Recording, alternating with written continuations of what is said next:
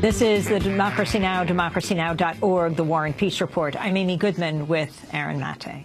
Well, an Occupy Wall Street activist has been found guilty of assaulting a New York City police officer, but critics say the trial should have been about the police assaulting her.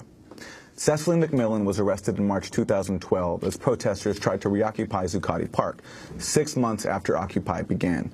McMillan was convicted of deliberately striking Officer Grantley Bovell with her elbow, leaving him with a black eye. McMillan says she swung her arm instinctively after being grabbed in the right breast from behind. To support this claim, defense lawyers showed photos of bruising to her chest during trial. In addition to her injuries, McMillan says she went into a seizure as officers pinned her down. She was later treated for post-traumatic stress disorder.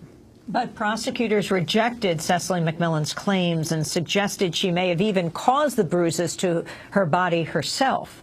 After a 4-week trial, the jury took just 3 hours Monday to deliver a verdict. The judge in the case rejected defense pleas to allow her release on bail. As outraged supporters chanted shame, McMillan was placed in handcuffs and taken to Rikers Island. She'll remain there until sentencing in 2 weeks, when she faces up to 7 years in prison. In a moment, we'll be joined by her attorney and a friend. But first, I want to turn back to our interview that we did in 2012 with Cecily McMillan when she joined us on Democracy Now! Just 6 days after her arrest. This is part of that interview. We welcome you both to Democracy Now! Cecily, you limped in here. You're very bruised. You have a bruise over your left eye, and I can see with your the scoop neck of your T-shirt, you are scratched, and it is black and blue. It is a handprint. The shape of a hand, black and blue, the shape of a hand. Yeah. That is above your right breast. And then your arms.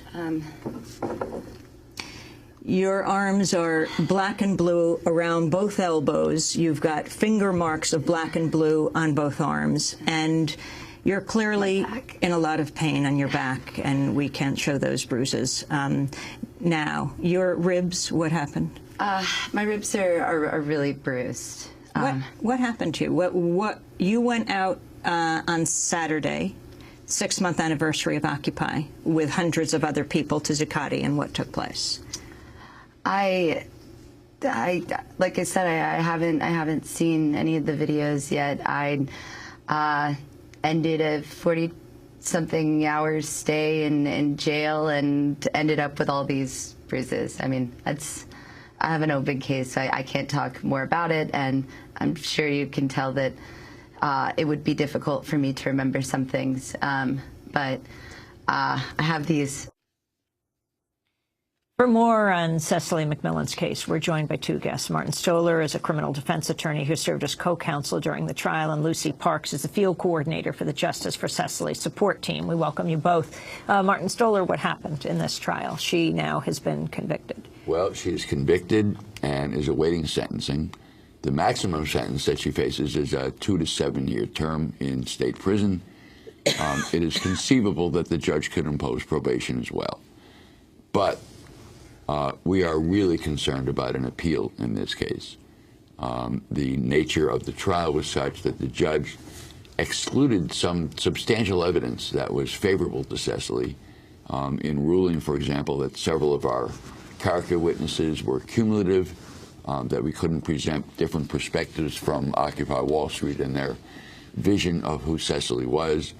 The judge prohibited us from questioning the police officer who was assaulted about the lightness of the injury, because later that night, a couple hours after he was given the black eye that led to this conviction, he was banging some Occupy Wall Street protesters' heads on the stairs of a bus, a guy who was in handcuffs.